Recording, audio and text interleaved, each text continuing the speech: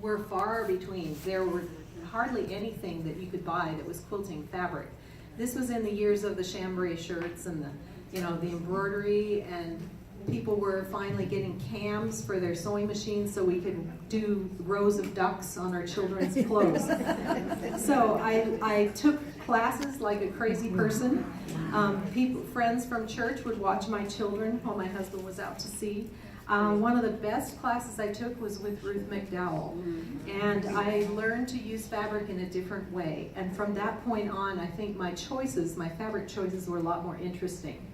My husband was very interested in geometric designs, especially compasses, and Judy Matheson had the most wonderful training books, and so I made a quilt for him. The border on this quilt took me an entire summer because I cut it out with templates. Because I heard about this newfangled thing called foundation piecing.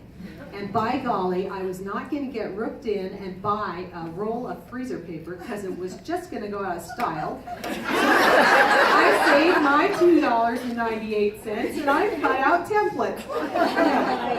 Okay, so I learned my lesson, and this is foundation pieced. And what I learned in that lesson is that you can get really nice sharp points. And if you want your points to be very visible, use a quieter or less densely patterned fabric behind the points. Now, during the exploration, of course, I'm trying all these designs, and I wanted to see what is it that makes the design really distinctive. And it isn't really the shape of your pattern pieces, but it's the contrast at the seam line. So I realized that it doesn't matter what colors you pick.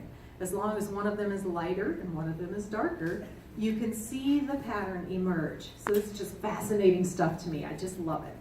I was fortunate enough to be in California at the time that CNT Publishing was doing some professional teacher training, and they were accessible to me because I lived in the same state.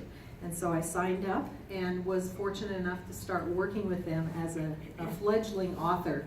Silly me, I thought you made the quilts, you turned them over to the publishing house, and they wrote the book. That's not the way it happens.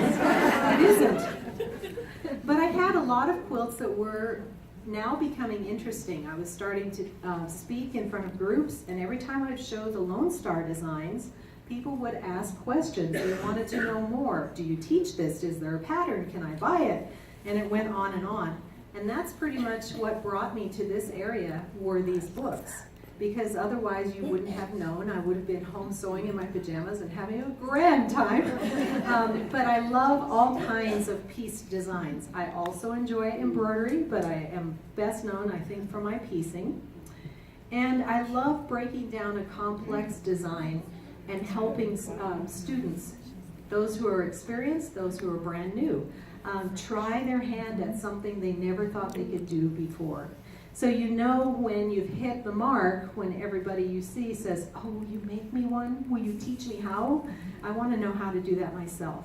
So these are just some of the quilts that I have some with me, but they're quilts that I've made over the years.